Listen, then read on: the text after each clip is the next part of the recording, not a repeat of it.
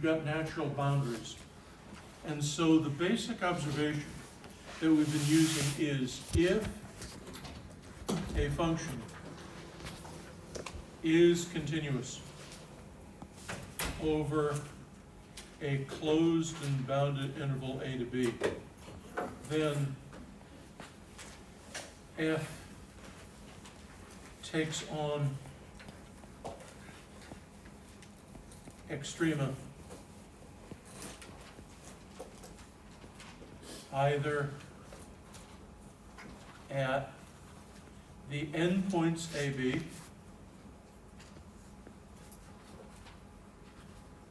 or critical points which are in the interval A to B. So in practical applications, that is a considerable simplification. Continuous, it's just sort of a technical term for a function is continuous if you can draw its graph without picking up your pencil. So when I draw something like that, that's continuous. There are no gaps, holes, asymptotes. I can draw it simply without picking up my pencil. And so if I have a region A to B, what this means is I'm looking at only a purple portion here of the graph. And the theorem says this has extrema somewhere. Notice there's a maximum here at the endpoint A, and it looks like a minimum right about there. Call that C, that would be a critical point.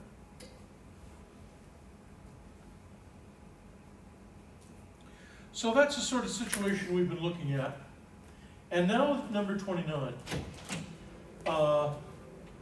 they want us, the first situation, 29A, is as usual. But then B, C, D, these are situations where it breaks down because it's not continuous over a closed and bounded interval. So here on number 29, yeah. They give us a function f of x as 3x plus x to the negative 1. And let me remind you what x to the negative 1 means. Remember, negative power means reciprocal. So this is 1 over x. So you do not have to draw this. That's the whole point. You don't have to draw them now. But just so I can better explain it, let me go ahead and draw that.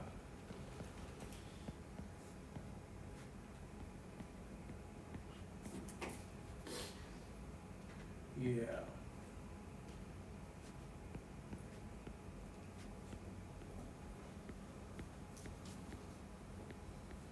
It's looking like this. There's a vertical asymptote at the y-axis because as x gets close to 0, that gets really big.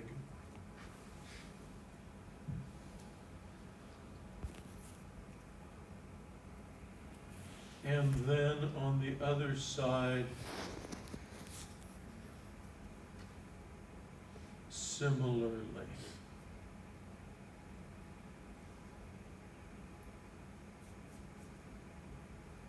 So you don't have to draw this. I'm just drawing it so that I can better explain what's happening.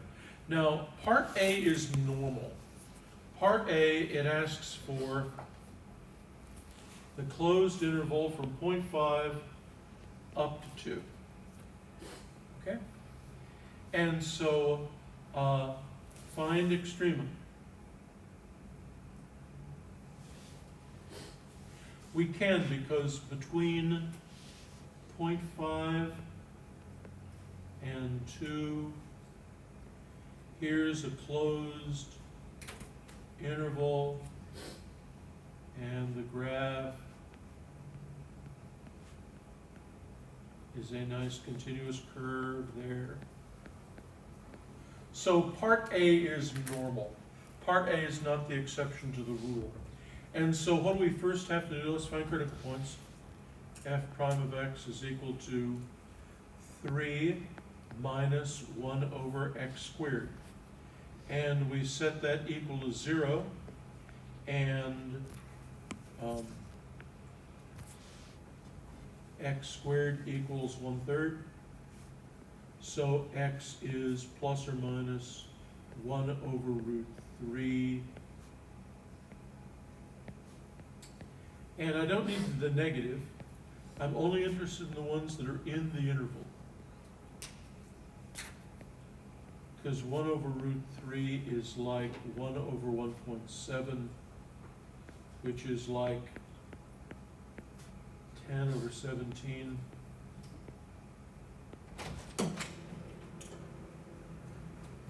Yeah, so that is in our interval. That's bigger than 1/2 and less than 2. So, secondly, we evaluate the candidates. Because remember who our candidates are. A, B are critical points in the interval. So let's look at f of 0.5. Let's look at f of 1 over root 3. And f of 2.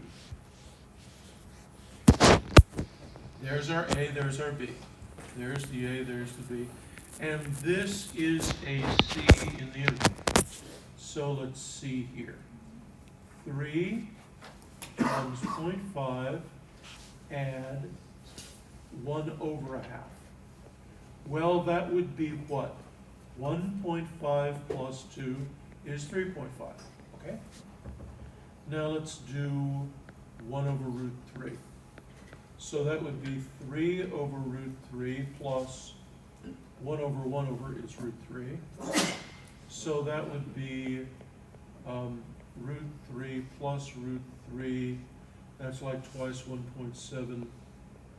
So 3.4. And here at 2. 3 times 2 is 6 plus 1/2. 6.5. And so you look at these and you look for the largest and the smallest. There's your minimum. There's your maximum.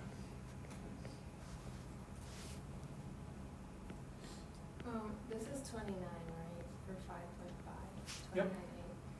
29.8. Isn't it 3x plus x to the power of -3? Shoot, I miscopied it. Shoot.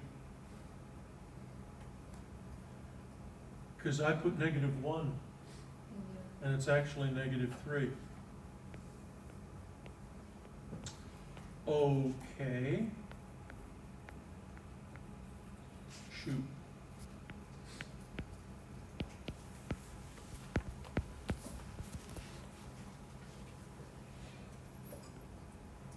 Well, that's not going to change my picture, but it's going to change my arithmetic. Shoot.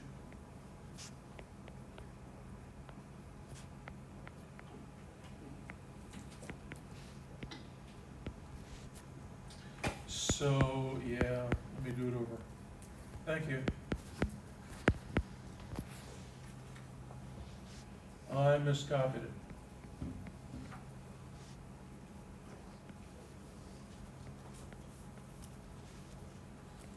We're looking from 0.5 up to 2. And here our f is 3x plus x to the -3.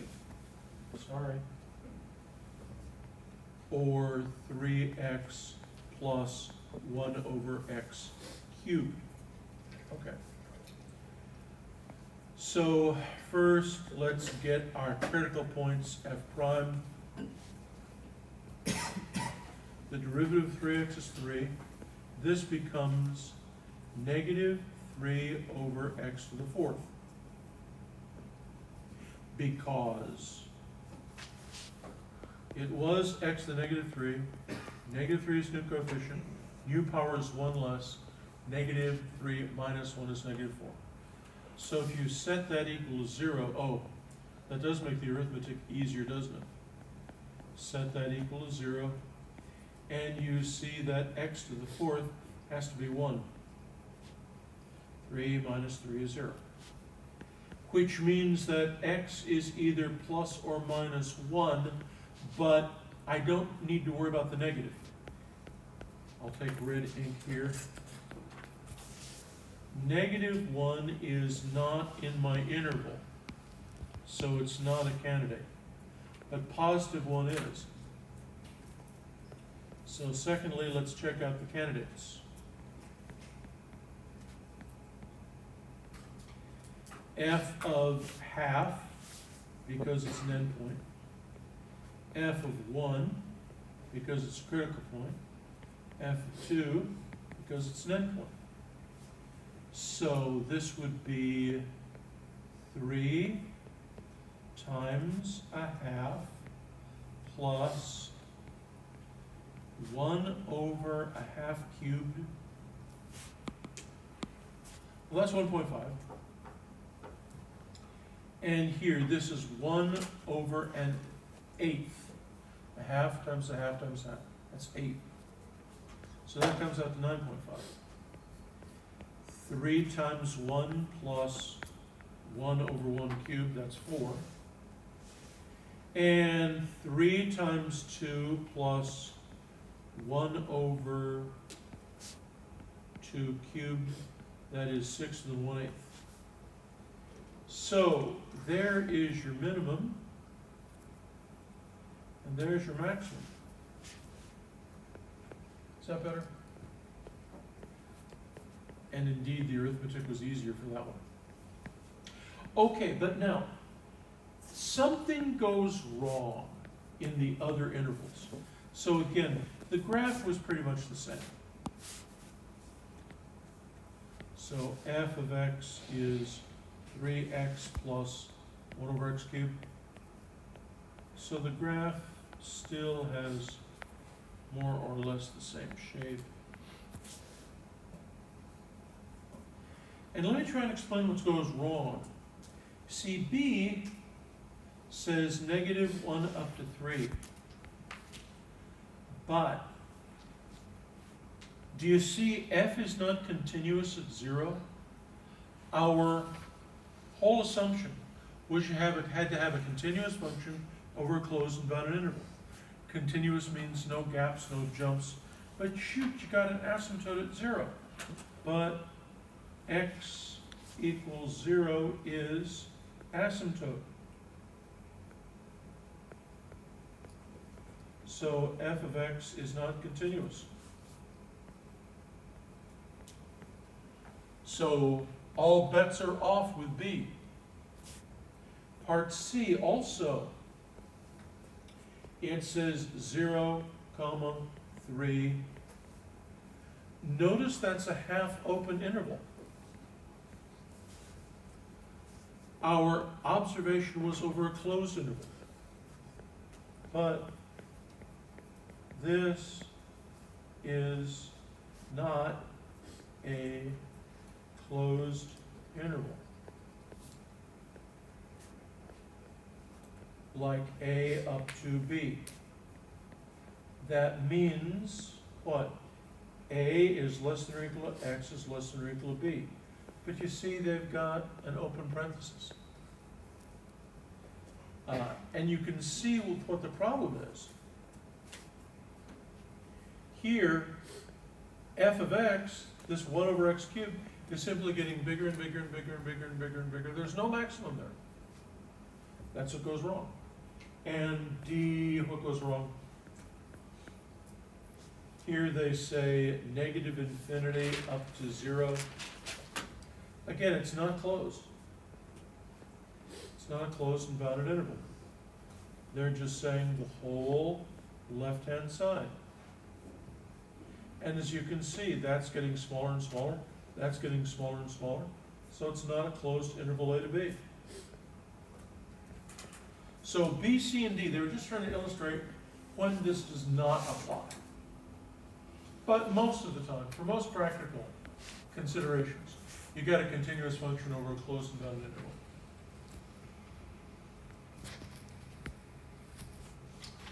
Okay. Now,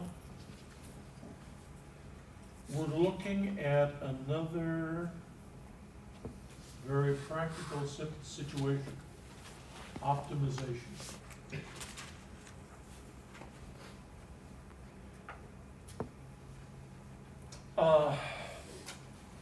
A lot of questions in business, indeed a lot of questions in science, have to do with where something is the greatest, where it's the smallest. In other words, where it is optimized. As I say, optimize means either maximize or minimize depending upon context. If you optimize profit, you want to maximize it. If you want to optimize cost, you want to minimize it. And so let's take a look at problem 1.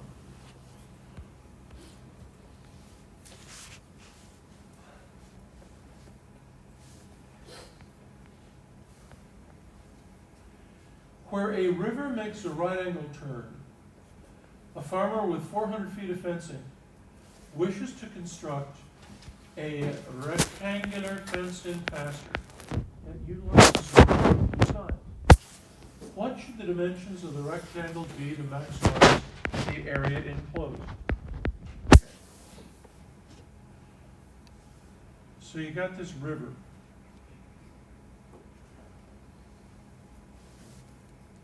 That can serve as a natural boundary.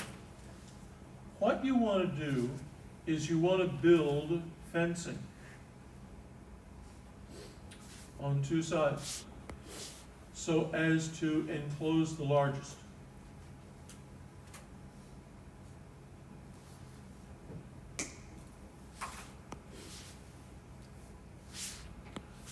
So in all of these problems, you've got two pieces. You've got the constraint and you've got the objective function.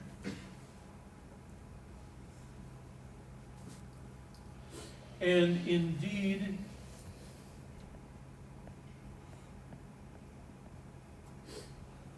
this mirrors the real world.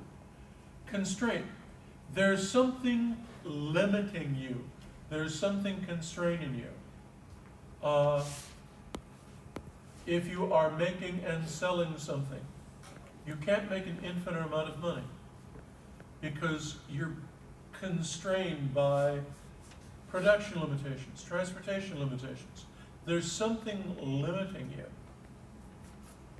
And so in this case, the constraint is you only have so much fencing available. So you're going to build a rectangle with length X, width Y. And you only have 400 feet of fencing to do that with. So there's your constraint. Now the objective function, what is your object? Your object is to enclose the largest area. So area is your objective function. Call it A. And how do you get the area of a rectangle? It's X times Y. Okay. Now, you've been learning about critical points. You've been learning that where the derivative is 0 is where a function is optimized. But you see, you've got two variables running around. You want to take the derivative of the objective function, but it's got two variables. You need to eliminate one of them. So, you want to take the derivative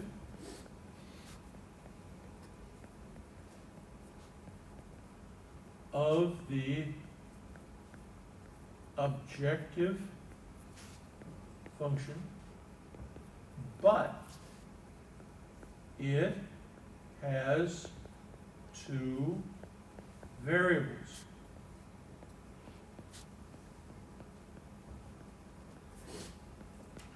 Eliminate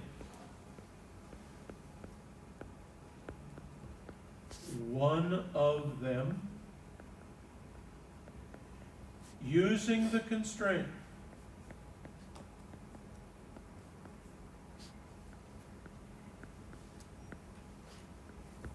See, your constraint says that x plus y is 400, and your objective function is x times y. You want to take a derivative, and if this were just in terms of x, you could do it, but you got that y there.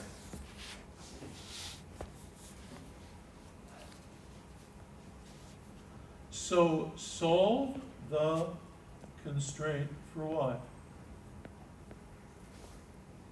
Solve the constraint for y.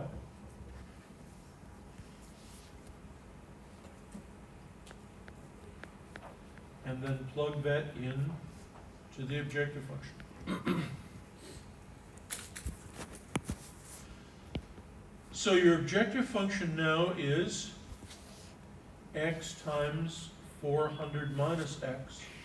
And notice now, yes, you've got your area purely in terms of x. Now you can take a derivative. So how about if I simplify first? Sure, I could use product rule, but I might as well simplify first. So that means that the derivative is 400 minus 2x. And I want my critical point. So I set that equal to solve. And I find that x is equal to 200. Now, all I know is that that is a critical point. What I'm trying to do is maximize area. So I'm asking myself the question, is this critical point a maximum? Well, what do I know about a critical point which is a maximum? The curve has to be concave down if that's a maximum. In other words, the second derivative has to be negative. So thinking back to 5.2, we learned about second derivative.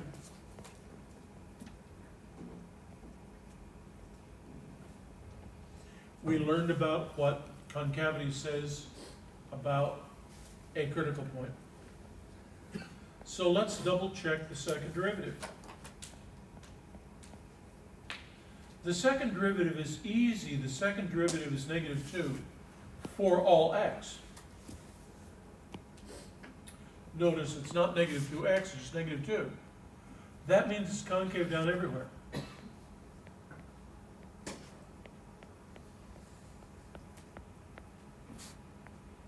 And so specifically, at my critical point, it's concave down. So there's a max there. And the only other thing that remains is, let's get y. Y is 400 minus x, so y is 400 minus 200 is 200. And that was the question. What are the dimensions of the rectangle? 200 by 200.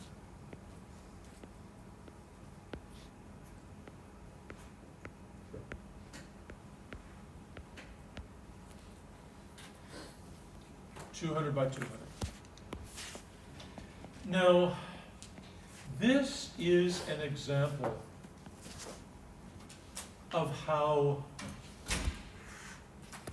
if it's not tweaked, nature optimizes its symmetry.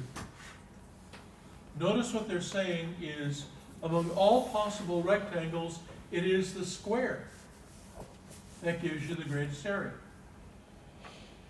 As I say, as long as it's not tweaked. Do you remember last time the problem I introduced this with? I said that there's a river and you wanted to build a fence on 3 sides. So X, X, Y. There it was tweaked. There it was tweaked because there were 2 X's and 1 Y. But if everything is symmetric, nature optimizes at symmetry, which is why in problem 1 you get a square.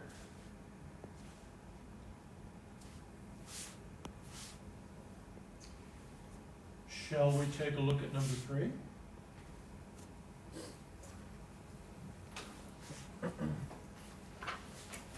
Anything you want to ask?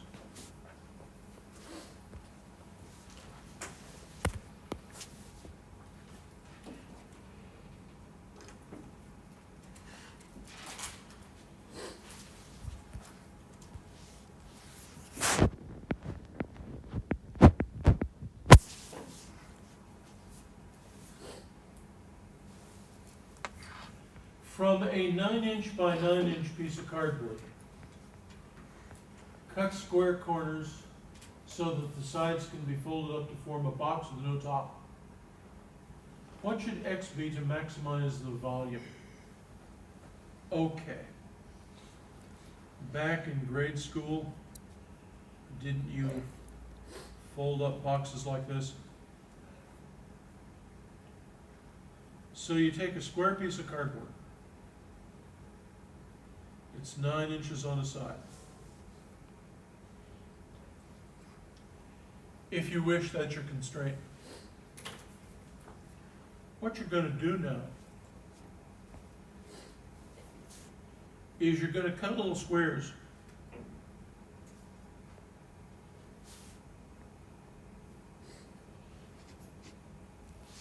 Out of each corner. So that folds up like a box. I'm sure you've done this.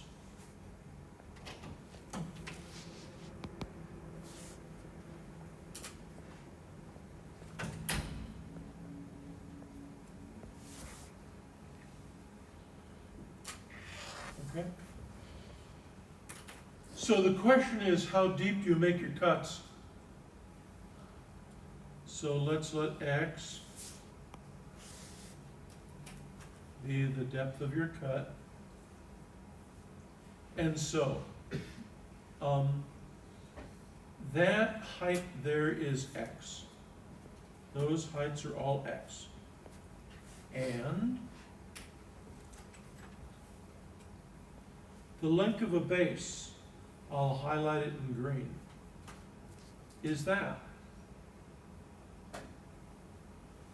Likewise, this is this when you fold it up. And so what is that green? Well, from here to here is 9. And you're taking X off of both sides. That's 9 minus 2X.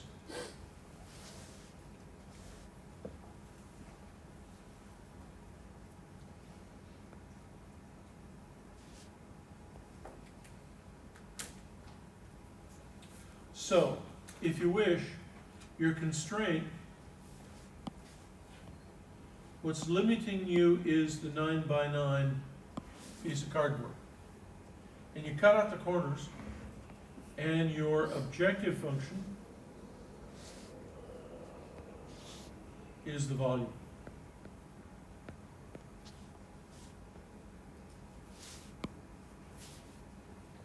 And how do you figure out the volume of a box?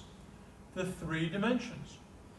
Multiply height times width times depth. So height times width times depth. There are your 3 dimensions. And so now we're going to want to proceed as before, take the derivative. But how about, sure, I could do product rule. But isn't it easier if I just multiply this out?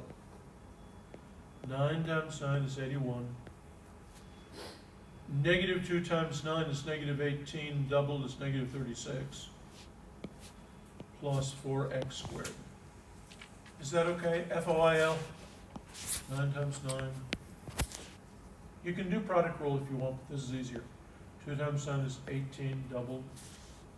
And then negative 2 times negative 2 is positive 4, x squared.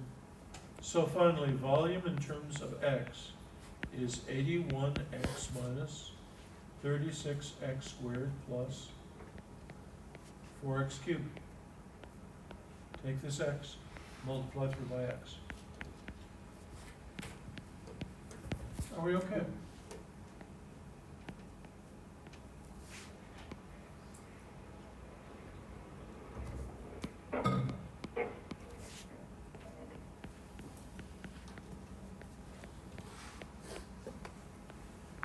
Now,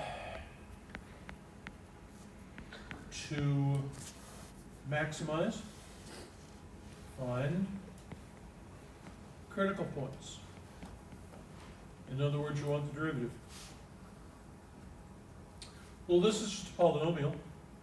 81x, the derivative is 81. Negative 36x squared, remember the 2 becomes the new coefficient, 72x. Plus 4 times 3 is 12x squared. Now, fortunately, and you set that equal to 0 in order to find your critical points.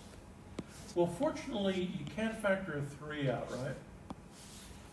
So let's factor a 3 out, leaving me here 4. Leaving me there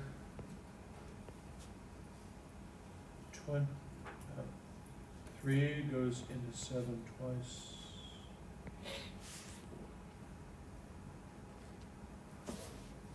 Yep. So factor 3 out, you have 27. Am I okay? Just factor 3 out. And now notice you can factor that.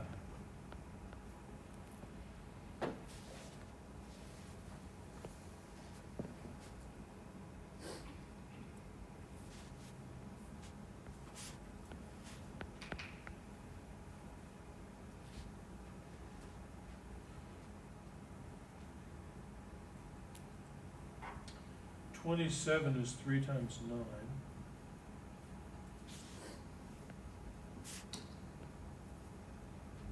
$18 and 6 is 24.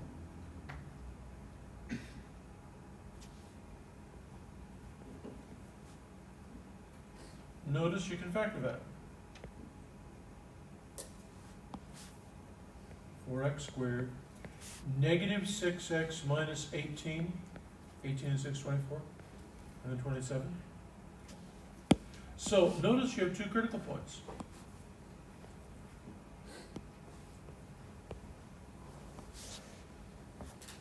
X could be, what x will make that 0, 3/2?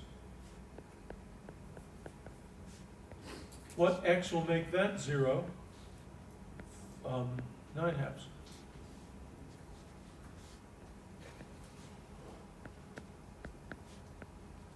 And so we have 2 critical points.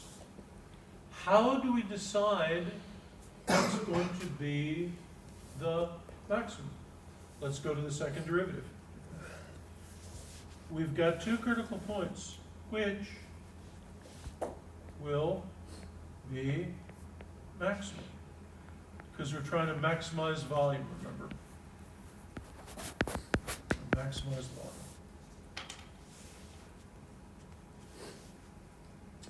So let's do the second derivative. So v double prime. Well, the derivative of 81 is just constant, its derivative is 0. So negative 72x is negative 72. And 12x squared goes to 24x. So, v double prime at 3/2. Negative 72 plus 24 times 3/2 is negative 36. Which is negative, which is concave down, so that's your answer. But while we're here, second derivative of 9 halves. Negative 72 plus 24 times 9 halves would be positive 36. So that's concave down. So that's your maximum. Positive means concave up, so that's a minimum. But you don't care about that because you're trying to maximize your volume. So what that's telling you is for each corner, make a cut 1.5 inches. Each of these, make a cut of 3 halves. And do you see why this one is not max? What if x were 9 halves? 9 halves, 9 halves, you'd have 0 for a base. You'd be cutting the whole thing. So that's why that is concave up. That does not give us an answer.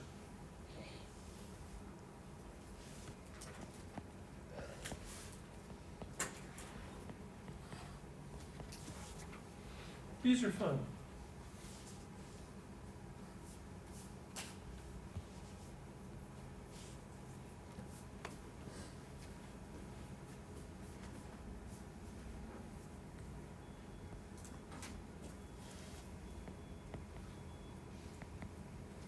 Anything you want to ask?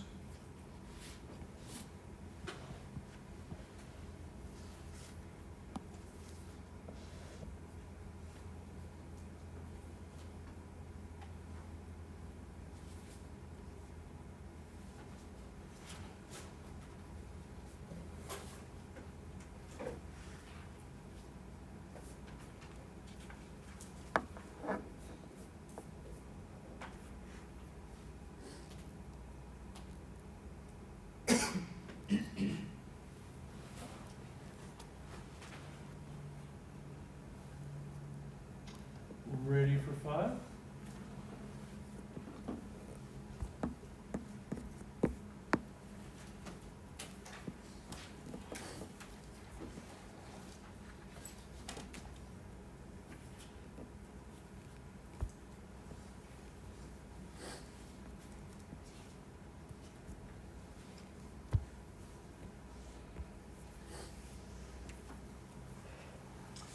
A fence is to be built around a 200 square foot rectangular field. 3 sides are to be made of wood costing $10 per foot, while the other side is made of stone costing $30 per foot. Find the dimensions of the enclosure that minimize the total cost. Okay, good problem. Here, you're told the area. You are enclosing 200 square feet.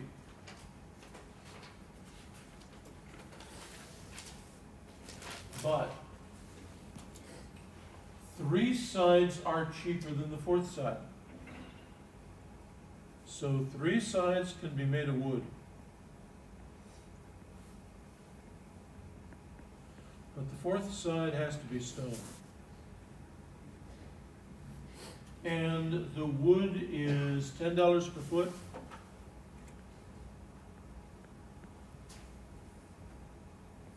Stone is $30.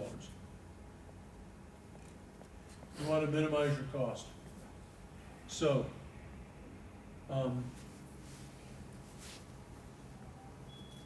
what is the constraint? And what is the objective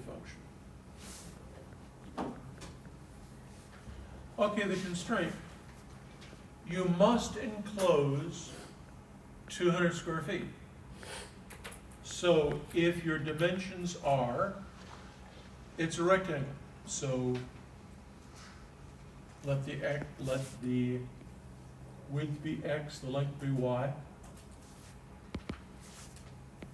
And so your constraint is that you must enclose 200 square feet. So x times y is going to be 200. You have to have a constraint. Because if there was no constraint, if it says build the cheapest rectangle, don't do anything, it's 0. That's the cheapest option. You have to have a constraint of some kind. You must enclose 200 square feet. And now your objective function, this is the cost. Call it C. Well, you see 3 sides being ordered cheaper. So x plus y plus x. X plus y plus x.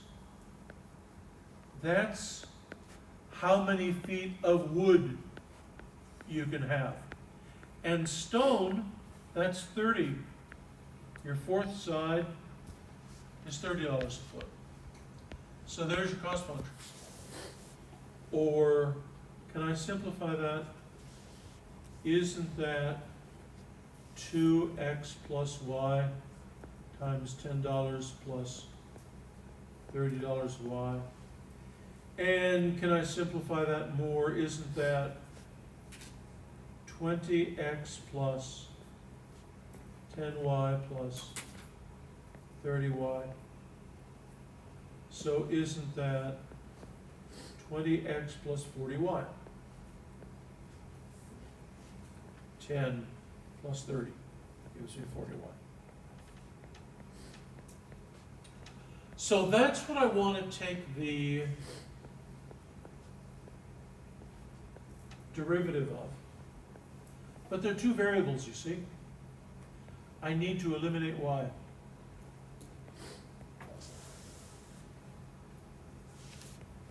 How am I going to do that? Look at your constraint.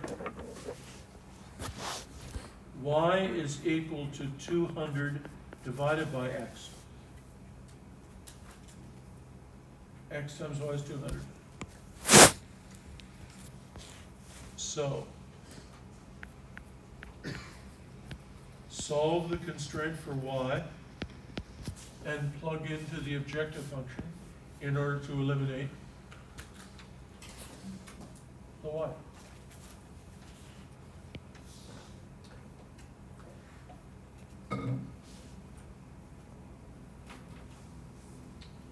And so now I have my cost function purely in terms of x.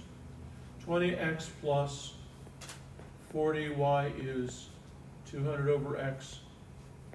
Isn't that 20x plus 8 with 3 zeros over x? Now I can take the derivative.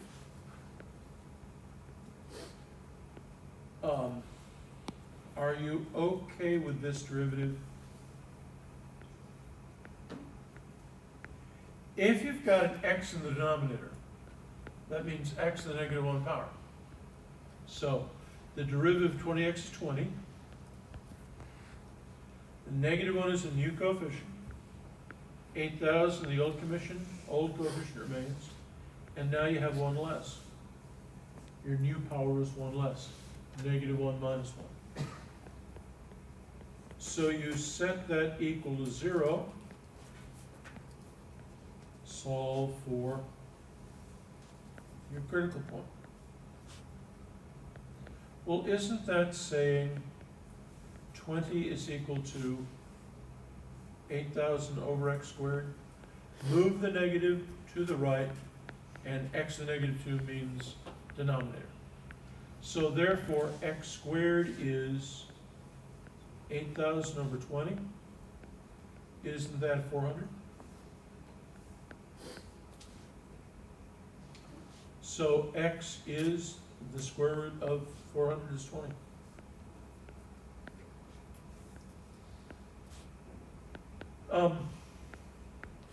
And is this max? This is critical.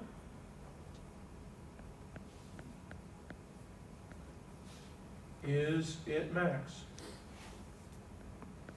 Let's go to the second derivative. The second derivative is, oops, I misspoke. This is a cost function, right? I want to minimize my cost. I'm not maximizing my cost. I want to minimize cost function you want to minimize. So now the second derivative is, well, the derivative of 20 is 0, so that's negative 8,000 times negative 2x to the negative 3, which is 16,000 over x cubed. So the second derivative at 20, it's positive, which is all I care about.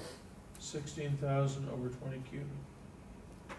Point is it's positive, so it's concave up. What do you know about a critical point where it's concave up? It's a minimum. So, minimum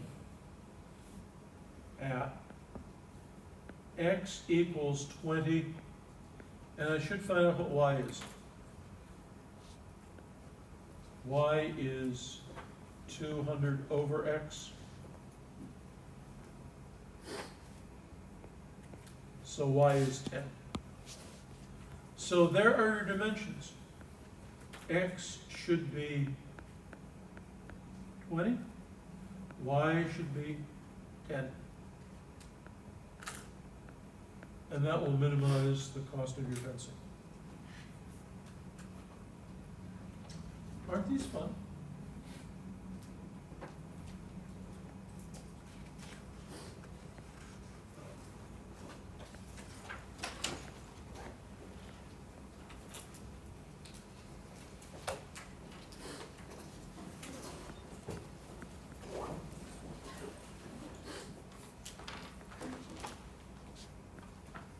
So we've got 3 more to do. I'm just wondering, should I add more to your torment? I might. Okay, so at least finish off those next 3, and I will see you Friday.